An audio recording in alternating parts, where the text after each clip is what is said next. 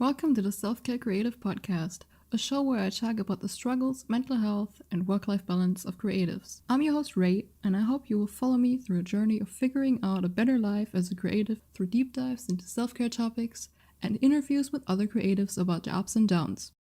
There is a topic that I've been mentioning here and there in the first couple episodes, especially in the first one and then the last one, which is struggle.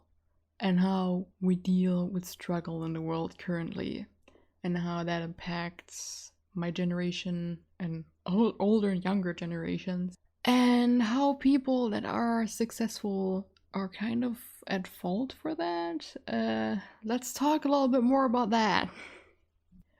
One of my main motivators for starting this show is something I also mentioned in the first episode, and that is how dehumanized people that are successful or even famous are getting. I mean, it's currently shifting a little bit, but for the most part, people look up to successful people and there's not a lot of substance. There's like a lot of disconnect between people that made it and people that are like working their butt off to make it or to make their success definition. We talked about this in a different episode. You should have your own definition of success, otherwise we'll chase a different definition of success that may not be yours.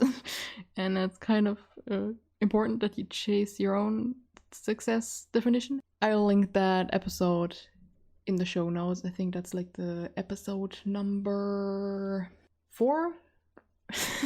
I might be wrong. I'll link it. So, struggle in relation to success is something we really need to talk about way more.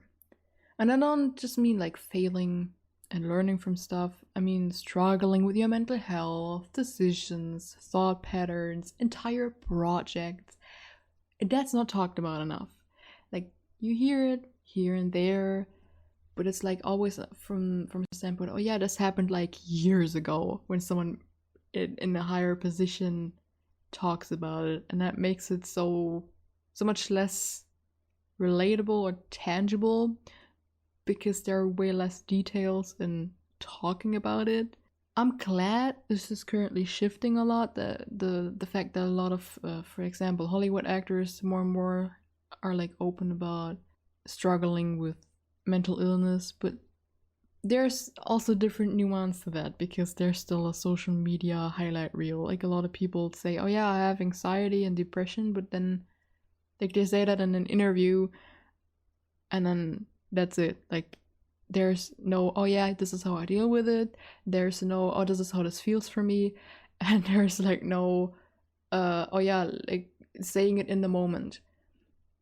I see this in a lot of new creators that they want to change that. Like, I see a lot of new creators or small creators being way more open about their struggles, and at least in their like Instagram stories, for example, that just they're just gone in 24 hours, but they're like, they're live. They're like, oh yeah, I'm having a really bad day today with my anxiety or depression or eating disorder, and this is how I deal with it.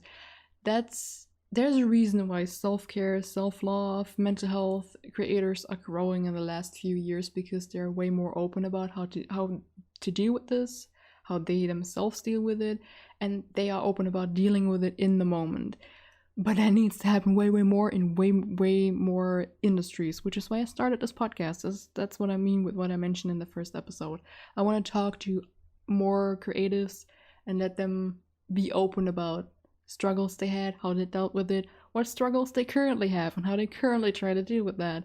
It needs to be like made more tangible, because people that are in the middle of struggling with one of the things these successful people mention, they're in a different state of mind. It doesn't speak of their state of mind. I know when someone I look up to talks about having had depression in their life, or still dealing with depression, that doesn't do anything for me. Like, if you just mention you had or have depression, that's just like a fact about you, like oh yeah, that's a little side fact. When if there's no context to how it felt and how it impacted you and how you got through it or how you currently go through it, it's just a little side fact about you. It's like, okay, it's nice that you came out about this and you do something to destigmatize it, but like there's less connection, and it's okay. I mean, I don't want to blame people in higher positions that have made it or whatever for not being open about their mental illness. Nobody has to do that. I just feel like it should be done more by people that are already a little bit open in general. But I feel like anyone that listens to me knows that I'm not trying to offend anyone here. Like, I know people. I'm not.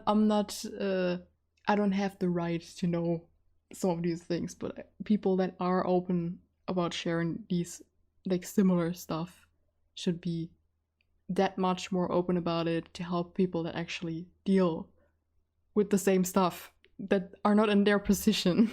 I mentioned a couple sentences ago, people are in a different state of mind. And what I mean by that is my depression brain, when you say, oh yeah, you had depression, my depression brain thinks, oh yeah, but like you did nothing different to how you do it now. Like you worked, you didn't lay in bed for several weeks, couldn't do stuff. You didn't cry your eyes out at night, whatever. Like the typical depression things. I don't picture them when someone says they had depression and when they're in this situation, because it still feels like they worked their butt off even when they were deep in depression. And like this is an impression that is not implied when someone says they had depression or anxiety or whatnot. But if you're in a mental illness state of mind and you're not spoken to when someone says that, that's what I mean with it's just a little side fact. It's like, oh yeah, this person dealt with this too, but like you don't know how they dealt with it. And you just feel like, oh yeah, I just need to get my, like, it feels like once again a person saying, oh yeah, just get your butt out of bed and do hard things. And yeah, I don't know, I feel like with the way the depressed or anxious mind works, it's just making people think, oh yeah, I need to just not honor my needs of rest and working through this first. It's hard to explain this. But there's a lot of pressure coming with people sharing the side fact, but not how it impacted their career or the pace of their career. Like, I feel like people that got famous or successful in their field a little bit later in life are a little bit more open about this. That they said, oh yeah, I had like depression so bad that I had to like stop doing what I did for like a year or two. Like when people say that, there's way more that a person that is in the situation can go off of. You can look at people like that and you're like, oh okay, you had like 1 or 2 years where you almost did nothing for your career, but you still made it to where you are right now. Like this is like such a small thing to add to, oh yeah, I had depression, but that makes such a big difference. Like, oh yeah, I had depression and I needed to stop or slow down with my career because of it for this amount of time, and I could only do this and that. That gives so much more context to how mental health impacts people, to not just people that have mental illness, but also people that don't have it. Like, destigmatizing is so important, and destigmatizing is not just saying, oh yeah, I had depression, or these are common symptoms of people with depression, because if it's not personal information to an extent, it doesn't connect as well with people that are not mentally ill, and even people that are mentally ill. Like I said, there's just this weird impression of when you just said you struggled with this, someone will just say, oh, you struggle different with this, so I just have to get through it. Like, I remember just looking, I'm projecting, of course, to a different to a degree. I remember looking up to these people that I looked up to and I knew some of them struggled with mental illness, but like, I was in my mental illness mindset, so I pressured myself, because I was like, oh yeah, but like these people struggle with mental illness, but I'm pretty sure they just pushed themselves through a lot of stuff, and maybe they did, but that doesn't mean that what they did was healthy for them or for me imitating it or wanting to imitate it. Like, yes, there needs to be more context when mental health is brought up by successful people. At least people successful by the standards of society. You can't just be, oh yeah, I had this, moving on. No, there's so much more going into this. This is like a little bit like, oh, this is a weird comparison, but like it's like coming out. You can't just say, oh yeah, I'm this, and then not explain this to people. And you know, like when you come out, for example, let's say, okay, good, I'm identifying as bisexual and pansexual, and when I say that, I need to explain what these two things actually mean. I mean, you can look it up right now because this is not the coming out podcast, but I have to do that when I come out because it helps destigmatize the stuff surrounding those sexualities, and it helps people coming after me. You know, that's like, it's the same with mental illness. You can't just say, oh yeah, I struggled with eating disorder when I was a teen. Dude, when it was over 10, if it was over 10 years ago, like, talk about it like maybe 2 sentences more. You don't need to give me your life story, but like, please give these young girls looking up to you, or these young boys, or non-binary people, this little bit of encouragement.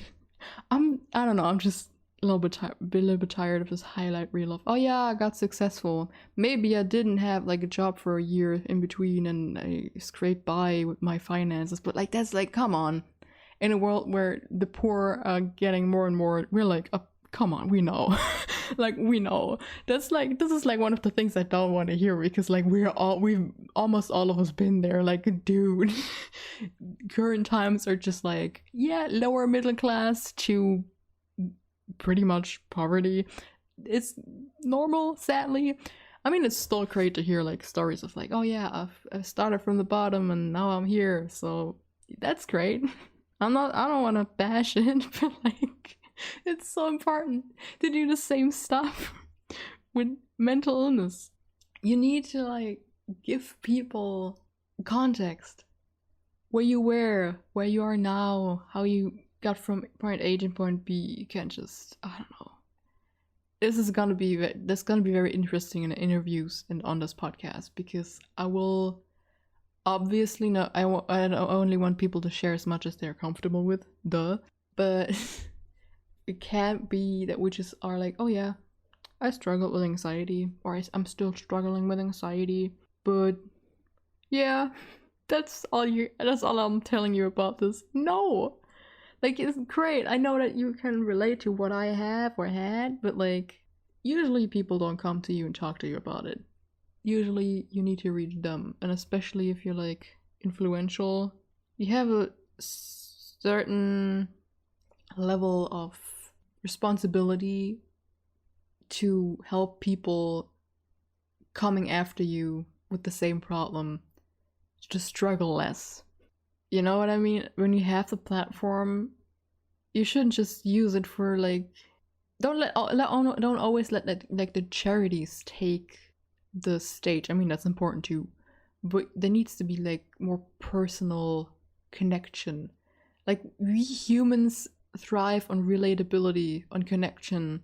So explaining mental illness from a place of, oh yeah, I struggle with this myself and this is how I dealt with it, that's way more, way more than oh yeah, this is what I struggled with, here are some charities and resources. Yeah, I don't know if everyone listening to this will understand what I mean, but I'm a little bit tired of seeing actors or whatnot just going, oh yeah, I struggle with this. Great, people have like a figure that they can hold up now and say, oh yeah, this successful person also had my struggles. But how did they deal with it? How did it impact them? That's so important. That was a long rant. It wasn't even the entirety of what this episode is about. But it's so important if you are in an influential position to make this relatability thing, not a highlight reel of, oh yeah, I got over it. No, we all have bad days. Even if you don't have struggle with stuff anymore, if you have a bad day, share your bad day. That's completely fine. I mean, you shouldn't do that all the time, of course, because there's a balance even on social media and whatnot, but it's dehumanizing yourself to people if you don't share some of your struggles. I feel like because social media is such a highlight reel, and interviews are also pretty much a highlight reel, because usually they are promotional and not personal, that does stuff to my generation. I don't know how that influenced millennials, but Generation Zero, we're like, this is one of the reasons why we're so effed up. Because nobody talks, or not nobody, but like, it feels like nobody talks about what they went through to be where they are right now. Like, it's, oh yeah, you had a troublesome childhood, great, me too. But like, nobody ever talks about, oh yeah, I went to therapy and I learned this and that helped me deal with it. That's so rare. That you only find that out when you really dig deep into an actors or celebrities interviews, and usually it's print interviews and not actual like video interviews or something like that. Like, you shouldn't need to dig into interviews of people to have this more center stage, because man, my generation, we're like, oh yeah, all these people struggle with this too, but why the heck is nobody like sharing with the broader audience how to deal with this, how they dealt with it, if it's a struggle they are already over? We need to humanize successful people more. I know currently successful people, especially like famous successful people, successful and famous is, by the way, not the same word for me, which I don't usually use them interchangeably. You know, just wanted to throw that in there. Currently, famous people thrive off of being dehumanized, but like still humanized to a certain degree. It's like weird. How do I explain this? Back in the day when someone got fan mail, a lot of these people that got fan mail answered, or at least read all of their fan mail. Maybe they didn't answer all of it, but they read all of it. And nowadays, the equivalent to this is social media, and holy hell. Usually, I mean, a lot of celebrities can't even take 10 minutes out of their day to just answer to a couple of fans, which is really, I mean, that's the strategy behind it, right? For a lot of, at least for the people, like successful people famous people over 25 or 30, that's kind of part of a strategy. They're distant, and I get why, because success in that sense and famousness is really doing a lot to someone's mental health and stuff, and they want to keep themselves safe. But like, come on, like, famousness thrives off of dehumanizing yourself, so you're above other people. Even though having a leader is psychologically normal to humans, and you don't need to dehumanize yourself. Like, I mentioned in the first episode of the podcast, parasocial relationships, which is the relationship between a fan or like a viewer and like someone that's like successful, famous. I don't know, that could also be a YouTuber or something like that. Like anything that feels like it's like a connection, but there's no actual connection. And parasocial relationships, I could go on a whole rant. This is more of a rant episode, actually. But holy hell, there's so much going into this, I swear to God. You can't just dehumanize yourself all the time. So it's like, oh yeah, I interact with like fans once a month. Like, one fan once a month gets an answer from me. What is that? We're in the age of social media. What? I mean, it's great that a lot of famous people still use their like social media accounts themselves and don't let an assistant do it. But really, in the age of social media, you like, it's great if you concentrate on your craft, because most famous people are creatives, right? Musicians, actors, creators in general. But if people on social media were a big part of why you are where you are, which, I mean, they are, because nowadays everything runs through social media, then why would you not make social media connection a priority? I will never get this. I mean, going to cons is different kind of things, like conventions, because people might feel unsafe in that way, but oh my god. I will not, like, maybe that's just my close-minded early 20s Generation Zero mind, but like, what is so hard about like making this part of your job? Because it,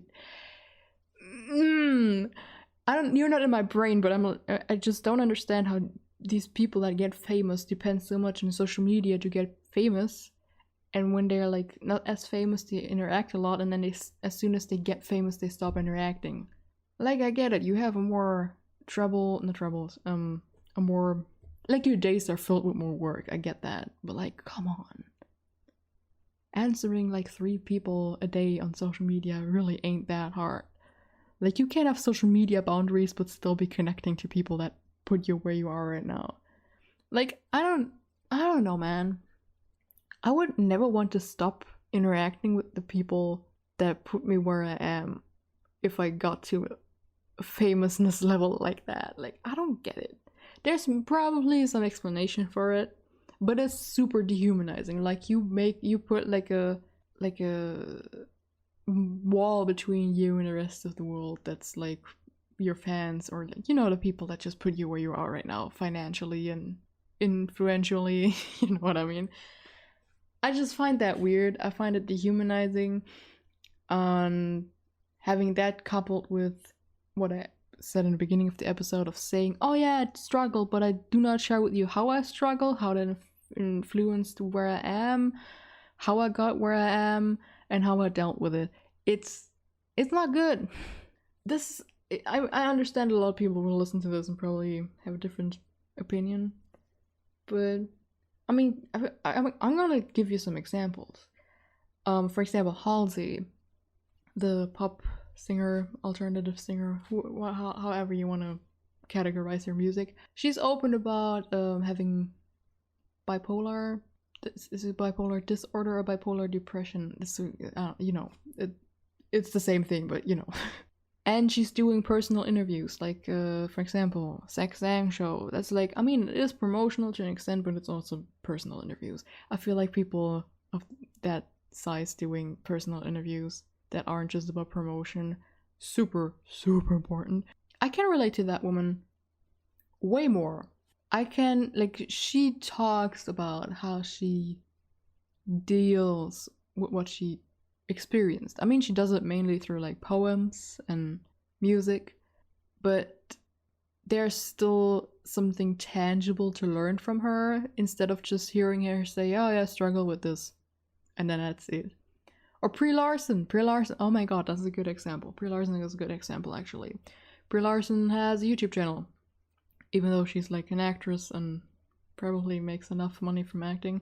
So she does probably, first of all, you already know she does that because she wants to do it, like from a passion standpoint.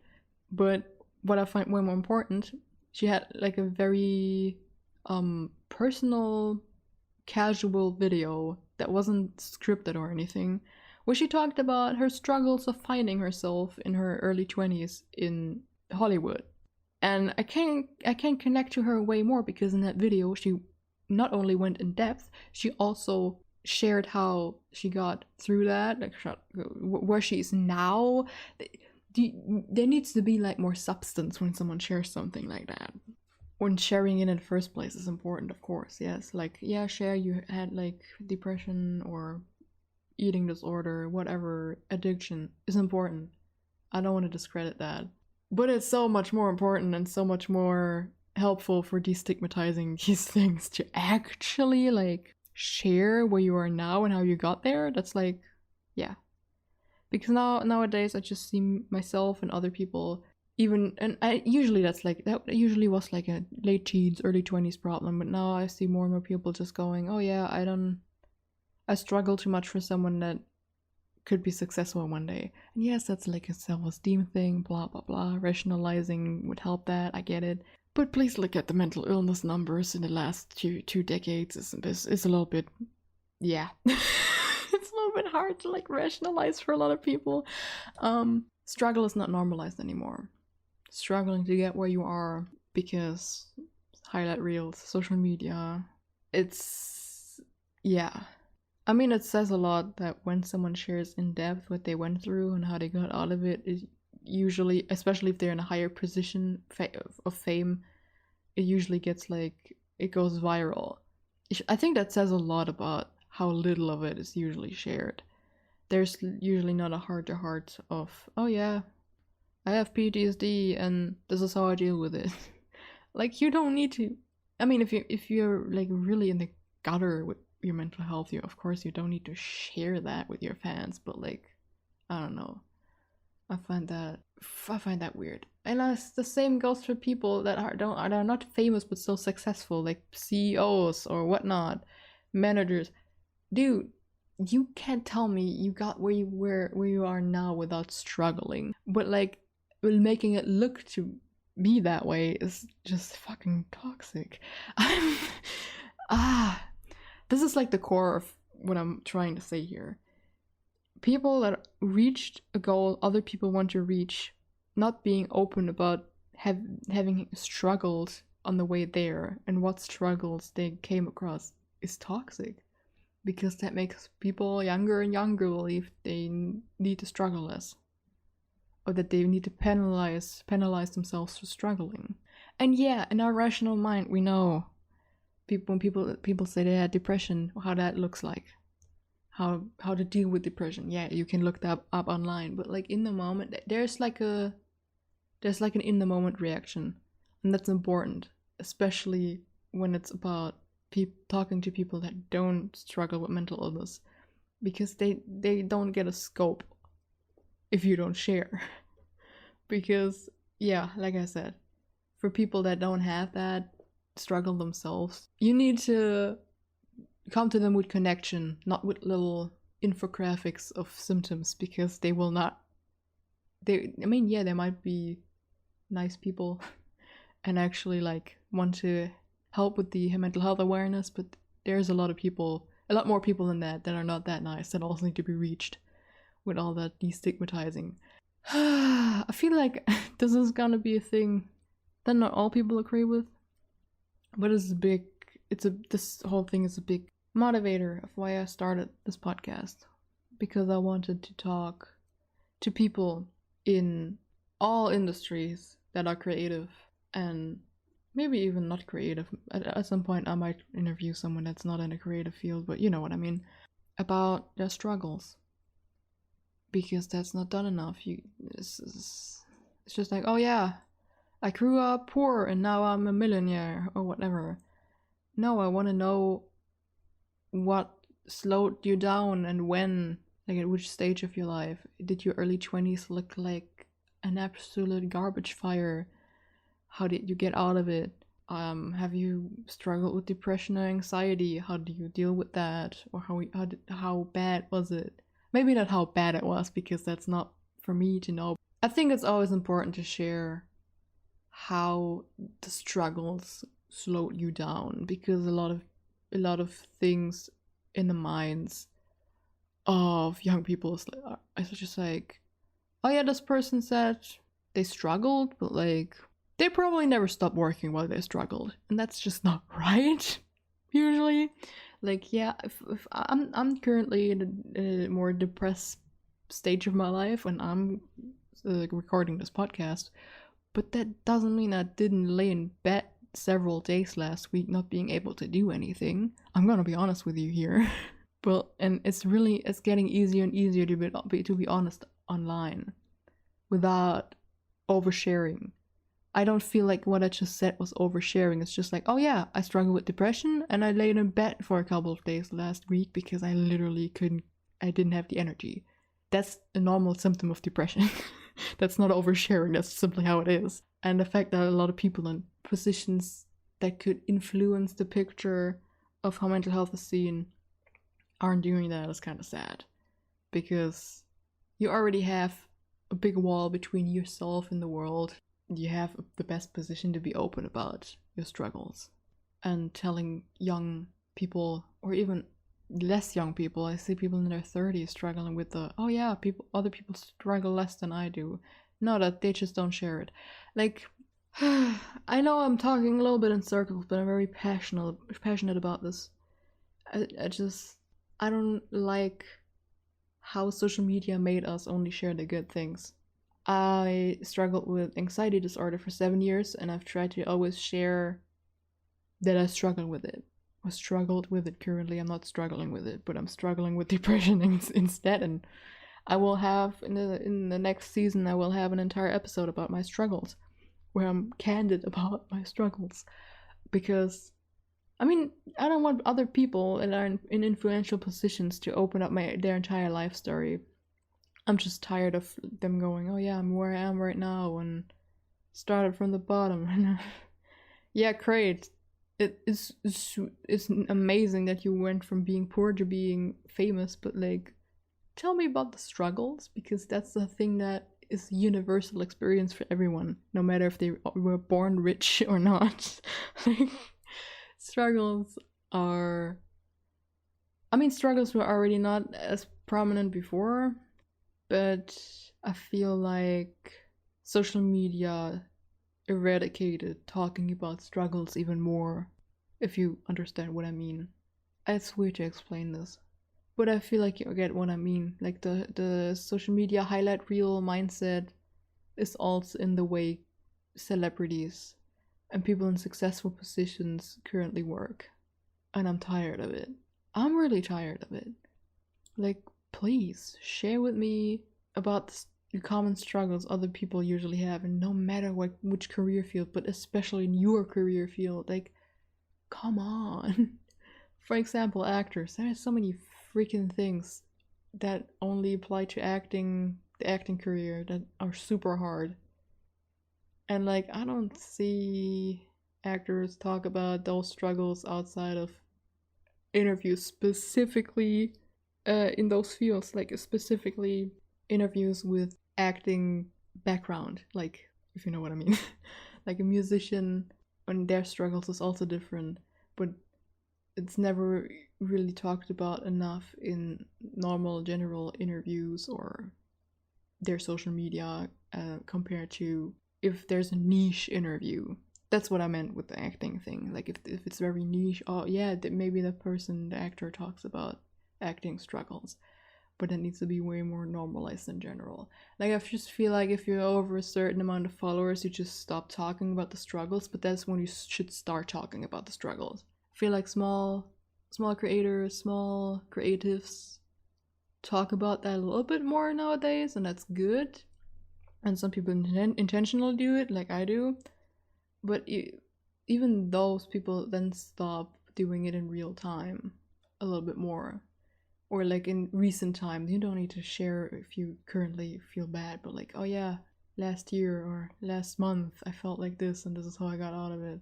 Or if you feel like this, blah blah blah. You know, those words have a lot of power. And I feel like you shouldn't use them less the more successful you get, just because you could lose something. We're in a position where you can lose something for sharing it without having any personal loss. I think that's the point where you should start sharing these things to motivate other people and to help them. And motivation is not, yeah, I had depression. No, motivation is I had depression. It did a lot of bullshit to me in this part of my career, and this helped me. I talked to people, I got a therapist, I started meditating and journaling. All of these things, yes, they're like normal, we already know this if we struggle with it ourselves, but like, a lot of people, especially young, need something to come back to motivate them to like move on and go on, because my god, have you seen the suicide rates for my generation? It's not normal. People are not responsible if they're in a position for like the lives of young people, but they need to realize their influence on us. I mean, I'm including myself. I look up to a lot of people that are like double my age, that are open about having struggled, and they are open about how they got through it. Like, and I usually do not look up to people that don't talk about this. which is why I used Halsey as an example, Brie Larson. Trying to think of someone else. There are not that many, actually. I mean, I mentioned a few more in my first episode with my inspirations. You can't just do the highlight reel thing everyone else is doing, because that's gonna collapse, because it puts so much mental health pressure on others. I don't know how many times I looked at other people that are successful and they talked about, oh yeah, started from depression, now we're here. And I was like, oh yeah, my brain was like, oh yeah, they just pushed through it, blah blah blah. Maybe it wasn't that bad for them, because nobody, or not nobody, I don't want to speak in black and white, but like a lot of people don't share, oh yeah, I needed to take a break here, I could barely do anything for this amount of time in my life. There's not enough emphasis of, I said that in the last episode, on emphasis on the direction is important, not the pace. But currently the highlight reel kind of thing and the dehumanization kind of aspect of how society and famous people currently connect to each other, which is with a big wall in between it, influence that.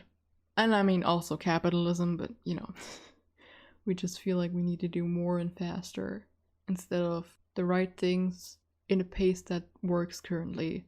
And I feel like people in powerful positions have a lot of influence and fault in that. And I don't just mean celebrities. Like I said, I also mean people in higher positions in pretty much any industry. But this podcast was started because I'm a creative person and I want to interview other creatives and their struggles, what they went through, how they got through it, what they may be currently struggling with, if they want to share that. We need more connection, community, because currently the world is so goddamn disconnected. Yes, individualism, famous people thrive on individualism, but I mean it when I say it, like a lot of famousness currently is even more dehumanized, and I don't want to say fake, but you know, than it used to be a couple decades ago, where people were like, at least like being seen. The scale got way bigger, I get that, and it's harder to handle for famous people. But like, come on, there's a difference between like a Leonardo DiCaprio and if it was an actor with 1 million followers on Twitter. Like, you can still interact and make yourself more available. You can still, we all have 24 hours in a day, and not everyone is working all day long, especially in creative fields. You have usually the opportunity to, with more work boundaries of course, but to fit in other things. Like I said, 5 minutes a day intentionally spent on social media would help a lot of people that are famous currently based on being online. I don't know, I just don't like how these things drifted apart further. But there's also very interesting psychology behind famousness and how that's actually seen as, like, can be seen as a form of addiction for the people that are famous. There's a study or two on that. I don't know if I will be able to find that and link that. But yeah, I found that 2 months ago. I read that, I think. Yeah.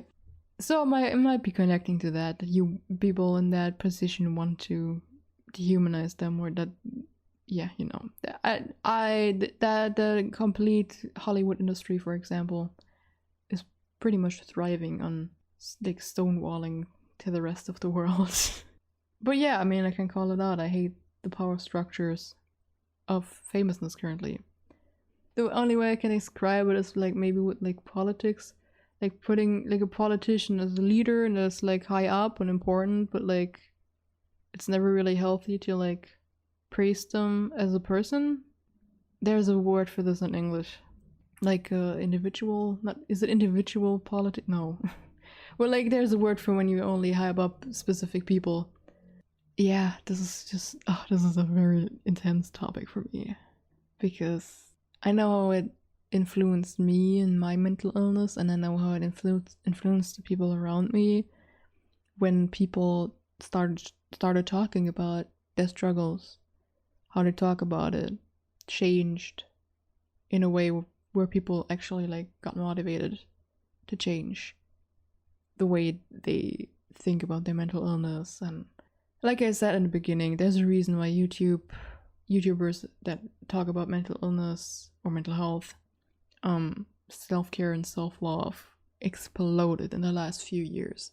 That's not just a trend. I mean, yeah, that too.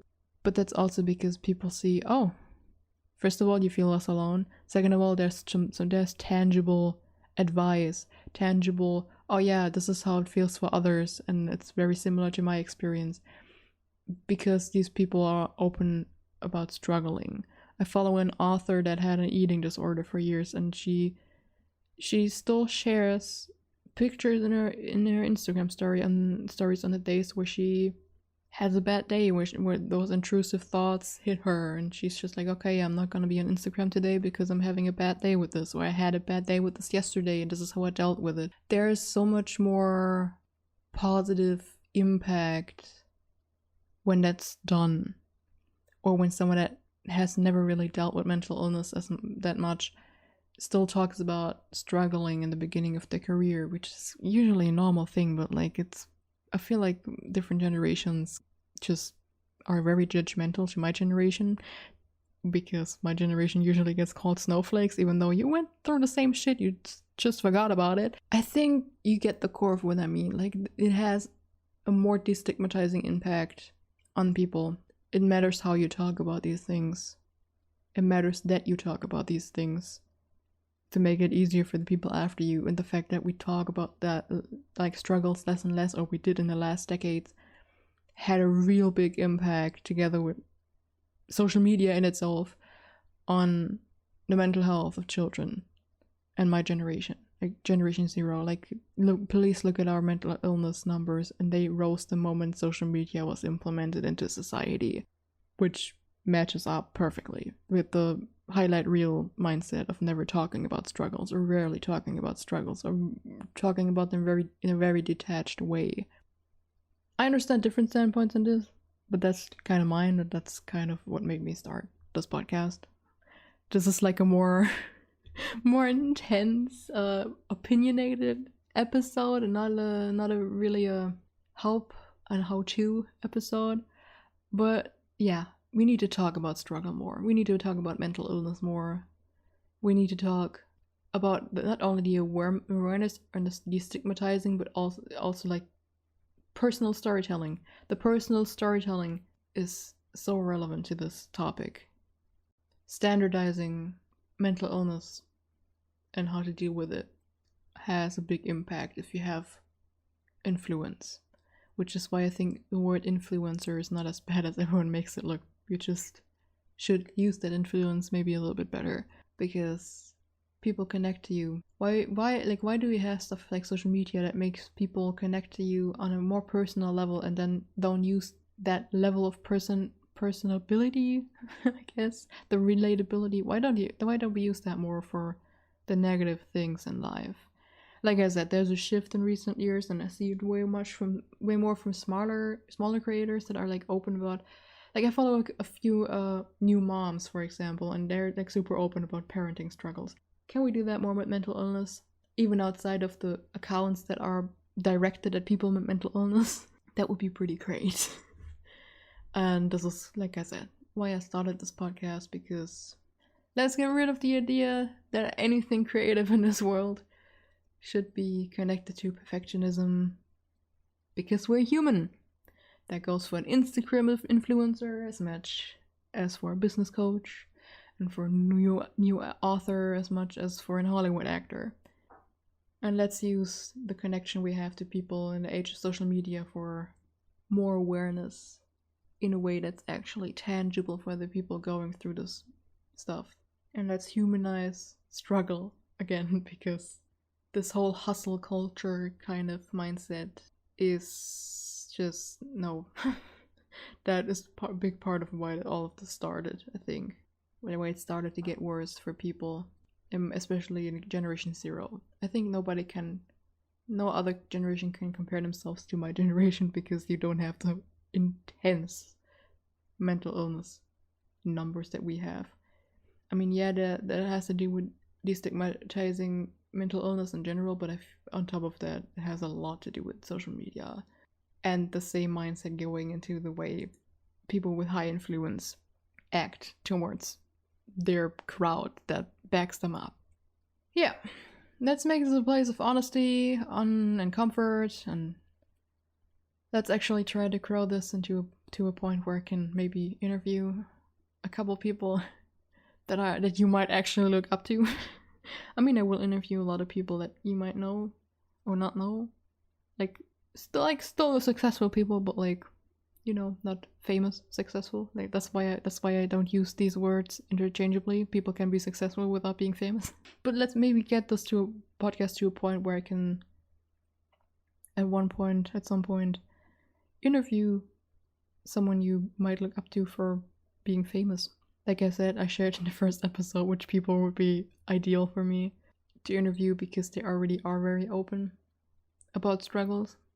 But yeah, the next 3 episodes will be interviews. I'm scared as hell. This is gonna be a ride. But now you know which mindset I started this podcast, because I'm tired of like seeing picture perfectness when I know exactly there has been so much struggle for anyone that's in a good position in life. For some it's maybe less struggle, but there's always struggle nonetheless. If you are a growing person, a person that is willing to put themselves in an uncomfortable situation, you will deal with struggle. And I don't want to just get that information from motivational YouTube channels that cut out interview parts of super famous people. I need that from way more people. That should be normalized, because only when more people do that in all parts of all kinds of industries is a thing normalized and destigmatized, and that's important. Anyway, this was a very long episode and it was very opinionated. Feel free to share your own opinion on this with me, or if you even understood what I meant with all of the things I said. Be nice about it though, even if you have a different standpoint, because I know, of course, nobody owes me this. It's just what I think would be ideal. Follow the podcast if you want to hear the next few interviews and know when the next season comes out. Rate this podcast, ideally after you listen to a couple episodes, because this is not always the way this is. Like, this episode is a little bit different from my other ones. And yeah, take care of yourself and investigate how you look up to people a little bit more, and how they influence the way you look at yourself and your mental illness if you have one, and your struggles. Until next time.